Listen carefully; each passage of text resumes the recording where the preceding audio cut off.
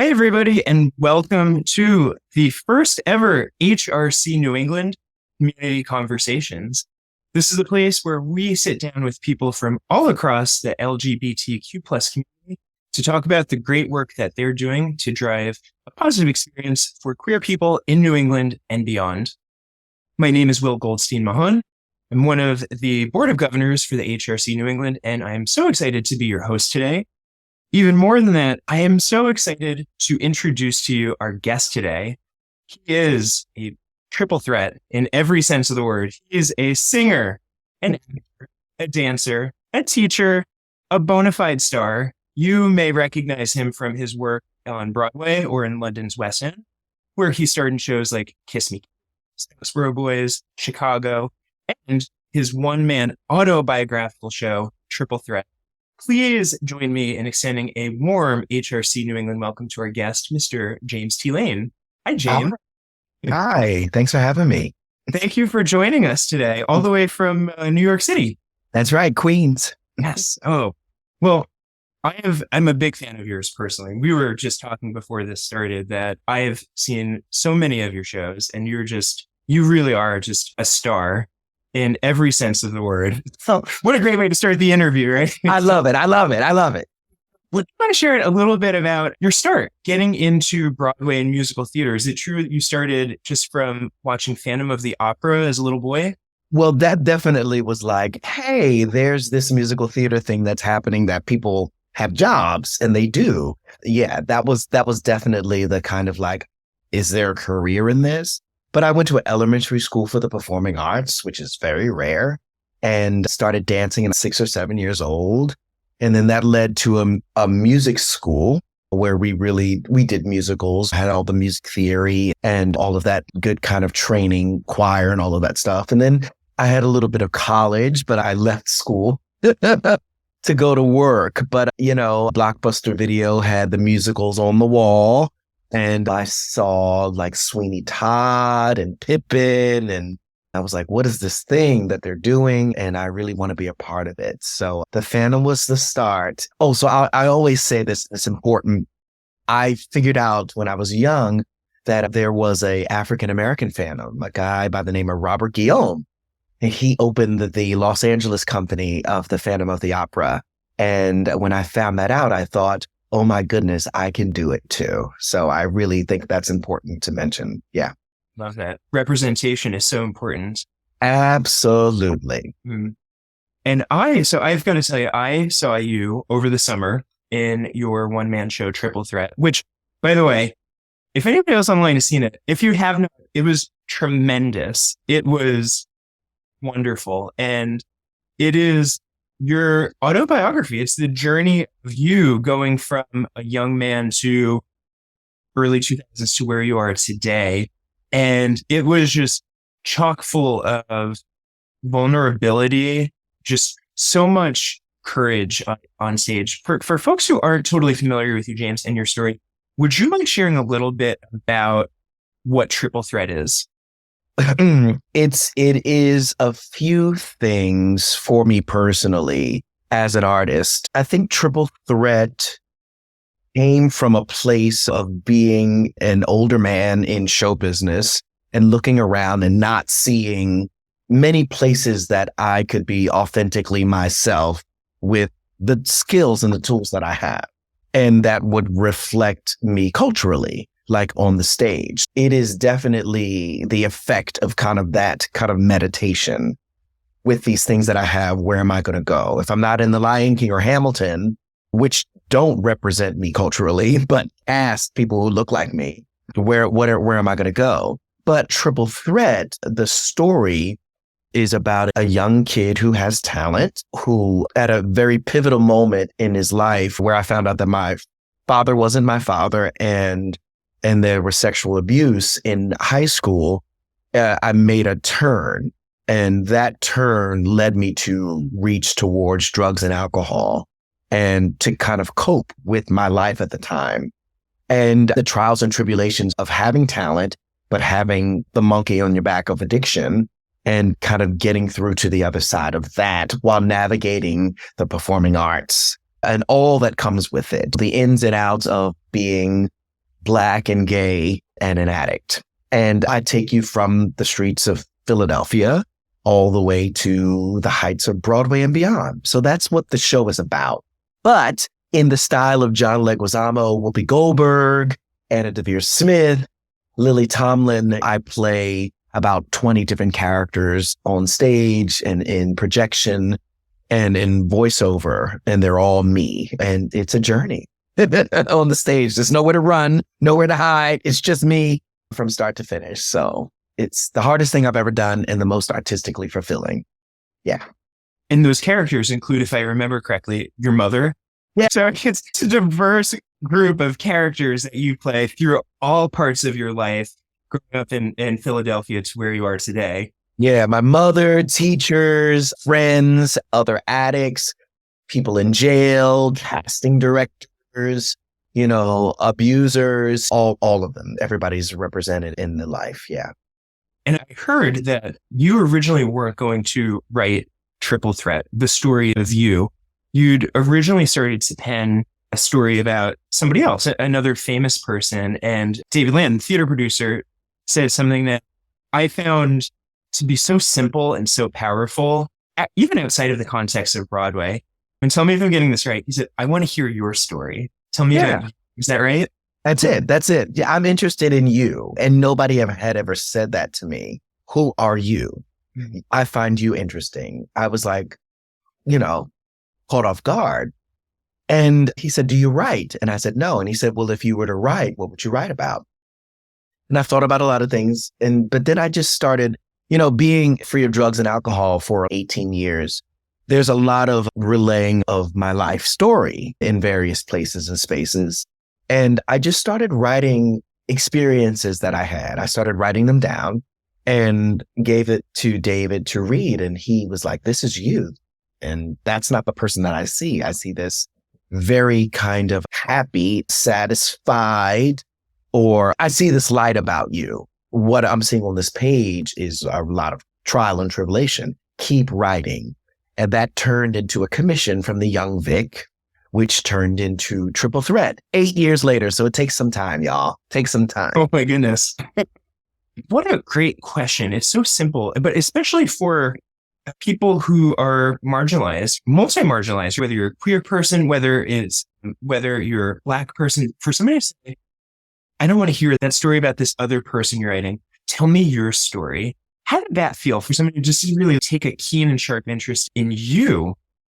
And this is an interesting way to explain it, but it'll make sense.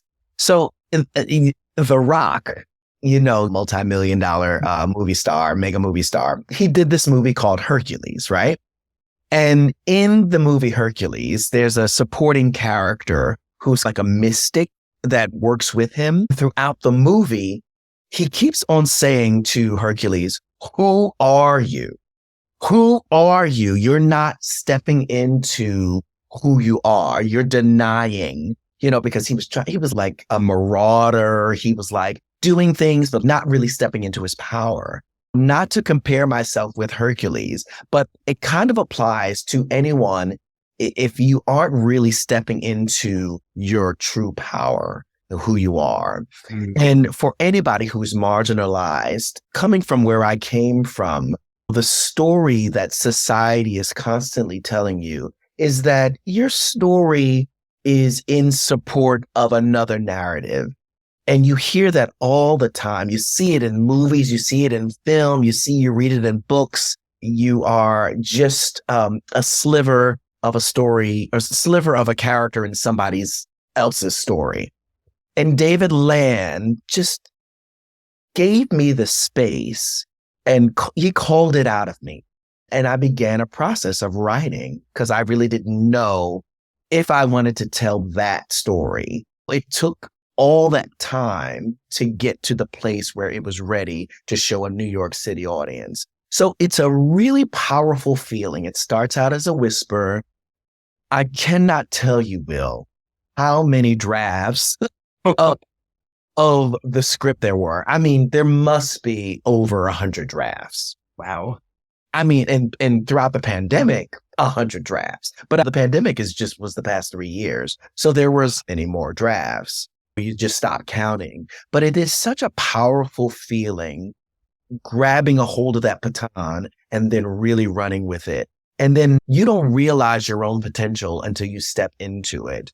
And then you don't realize the reach of it until I didn't know if it would be received so well until I could hear the audience's laughter, until young Black gay men were coming up to me after the show and telling me how they felt seen and heard. And the authentic storytelling, Will, that you talked about, I get to tell this story like I experienced it. And that is not always the case in the media. Yeah. And you just said a moment ago, being a sliver in somebody else's story. What a step into your own power moment and I think you even reference this in your show where you say, I'm not going to be a sliver in somebody else's story. I am the story. This is my show. What a way to take control of the narrative. 8th Avenue is where you run into Broadway's everybody on 8th Avenue in New York City. And a friend of mine's in this business, his name is R. Bender Robinson. But he just reminded me, he said, we get here to New York City and so many people want to do what you did with Triple Threat, but never do it. They talk about it, they dream about it, but they just don't get to that level of actually doing it. And so it is, and for a number of reasons, it may just be you may not have the time or you just may not have the courage. And then after the fact that it's out there in the world, I am in a different space in people's minds and what my capabilities are. I'm no longer this. I am moving into another space. And either people understand that and acknowledge that and see that, or they don't. And that's okay. It's all okay. But what I'm left with is this feeling of accomplishment and serenity that I've really stepped out there and claimed something that is my birthright, frankly. In order to do that, this was, my biggest takeaway from your show, which was, for me personally, and I think for a lot of people on the line in the greater HRC community, there's so much vulnerability. There's insecurities that we all deal with that can be hard to lean into, can be hard to talk about. And it's something I struggle with all the time. And you took your stories, your insecurities, and you literally put them on stage, and not only put them on stage, but acted them out, lived in those moments, those really hard moments that you described dealing with addiction or abuse, things like that. And you ended up better for it on the other side. What did it take to do that? And how hard was it for you to decide, really want to lean into this and lean into it 8 times a week? Right. Well, it was 5. Okay, 5. I literally, when we were putting this together with Traverse 32, I said, okay, we can do 5. We can do 5. That's I can't do any matinees or 2 show days. It'll kill me. Here's the thing, I could not have been I could not do this a year after getting my life together, or maybe even 10 years after getting my life together. I don't think I had the capability, not the talent per se, but the need coupled with the agency of what Triple Threat needed to be. I don't think it, like I said, I'm 18 years out of the prison of active addiction, right? And so my story is my strength now. Like, my story is a way of connecting to people on the other side of the world who can see themselves in a story of addiction or abuse or being stuck in the parameters or in the box that a career in the arts has put them in. And then the skills that I have, being the singer, the dancer, and the actor, those are like my superpowers, right? Like, that's the thing that I have to wield, like, in this world. So who am I not to put this all together to move the conversation forward with authenticity? It's like, you now have all of these things inside of you.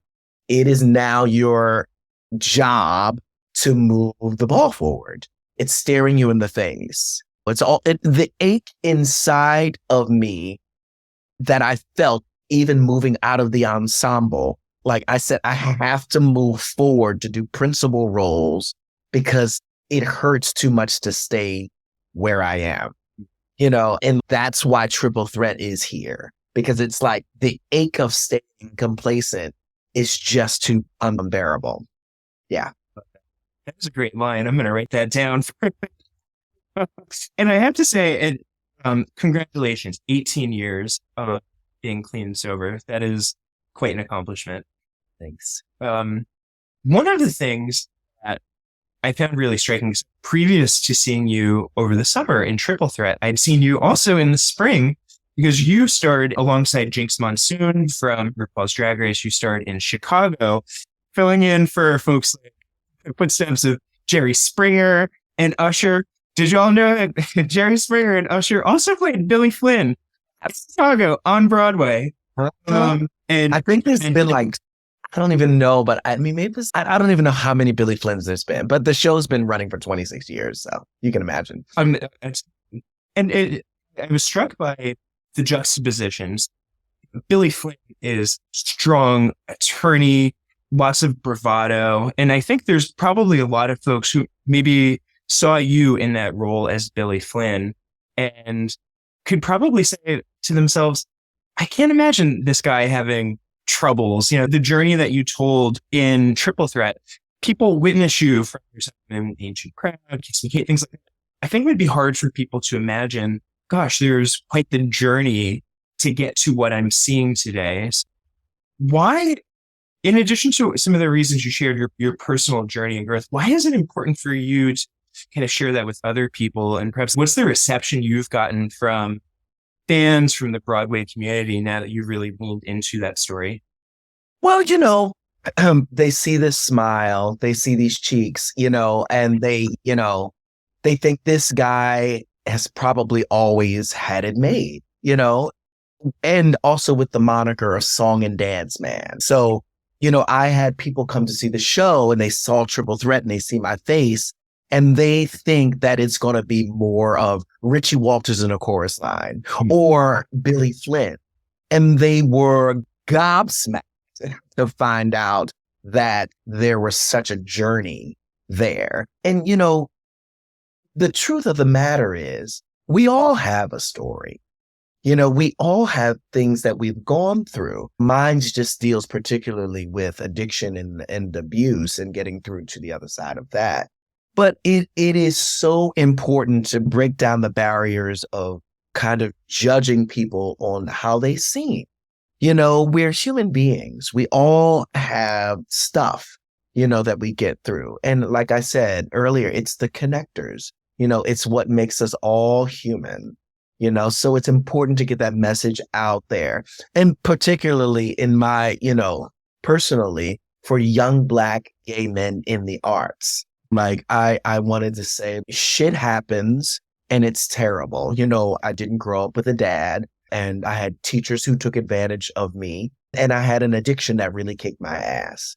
But there was help for me and I reached out and I got that help and I got through to the other side. I burned the house down. Like the house was just swept away and I really had to start at the beginning again. Cater waiter in Philadelphia, community theater back in Philadelphia. And I tell you, the ether was listening. People had found out that I was back and kind of figuring it out again. And calls started to come in. And then things started to just come into place. And like the Phoenix, as I took the action, riding up on the Greyhound on Mondays, coming to open calls in New York City, which led to my first Broadway show. So it's, you got to take the action, but you can get out of these situations and circumstances if you reach out and get the help. Yeah. I just looked down at the clock and how did almost our entire time go by? My goodness. All right. I had so many more questions to ask you. What is next? And also for folks who are on the line, where can we keep up to date with all things James T. Lane? Well, you can check me out on Instagram, at James T. Lane, and you can check out my website at www.jamestlane.com. We are in talks with what's next about Triple Threat regionally here in New York City and internationally, which is all very exciting. I think it is a piece that connects to the artist, that connects to the person struggling with sexual abuse and addiction. But I really think that this is an important thing. I wanted to provide a peek behind the screen. If it may not be you struggling with addiction, but it may be someone you know and love, and you don't have the answers, or you don't know or have an understanding of what they might be going through. And Triple Threat provides you a look behind the veil of what they could possibly be going through. And maybe you'll get some answers and maybe have something to, some type of understanding there. So it's all things Triple Threat. But like I said earlier, I'm just pounding the pavement like other actors here in New York City as much as I can, just looking for the next job. Yeah. You said, you found your passion from seeing yourself represented in Phantom of the Opera. There are likely people who see themselves represented when they see you on stage. There are probably people in the HRC New England community on this call who see themselves in you. What advice would you have for folks who might be kind of where you were, those years ago, maybe struggling with their identity, struggling with a myriad of things? Any advice that you'd like to leave folks with? You matter. Your story is important. For me personally, I have a practice that connects me to the greater good. It grounds me. It allows me to be in the reality, but also to kind of dream on the macro level. I think those things are important. Authenticity is a gift. So I encourage everyone to step into that gift. Be who you are. We need you. We don't need another Billy Porter. Billy's here. We need another you. Everybody's interested in that, whether they know it or not, sitting behind the table or waiting to hire you in that office space or in that job. We're just looking for who you are and what you bring to the table authentically. And most importantly, love is the answer. Love of yourself so that you can give it away. And if you've got if you've got an understanding or a working love in your life, then you're on your way. That's it. What a wonderful start to our community conversations program. You've just been a treat to sit down and chat with. Thank you for taking the time to speak with all of us here at HRC New England. James, you're the best. Thank you so much for joining us today. Have a good night. Good night, everybody. Good night.